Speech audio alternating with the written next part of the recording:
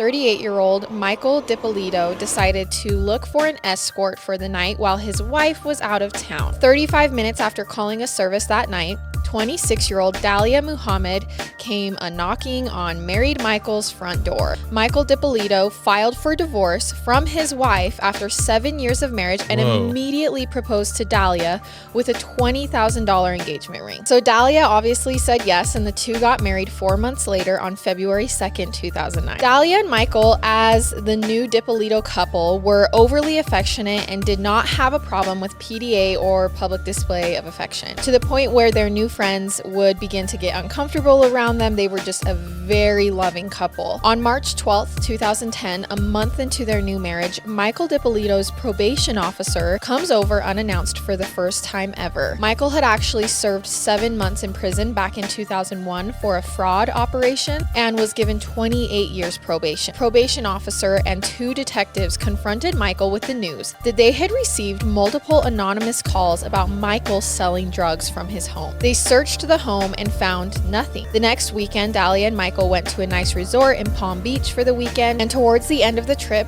Michael and Dalia woke up to police searching Michael's car in the parking lot, claiming they had received another anonymous call that he was dealing drugs out of his car. Once again, the cops search it and find nothing. 2 weeks later, Michael and Dalia finish their dinner at a fancy restaurant when they exit the restaurant and find police searching Michael's car in the parking lot again. But this time, police discover an actual baggie of cocaine in the vehicle, and Michael pleaded with them, "Please, I'm being set up. This has happened 3 times. Like, it's not me. I don't know where that cocaine came from." And because of all of the anonymous false accusations, the police actually decided to let him go. They were like, "We believe you. We do think someone's trying to set you up." The next morning, Dalia broke the news to Michael that she was pregnant, and together this couple happily began planning for this next chapter of their life together. It was roughly an hour later when Dalia received an unexpected call at the gym from a sergeant with the Boynton Police Department asking her to return home immediately. Something had happened. Dalia rushed home and was astonished to see crime scene tape, news crews, and police surrounding her home. Dalia walks up to police and they tell her that they had responded to a call of shots fired at her home earlier that morning and her husband, Michael Dippolito, was dead.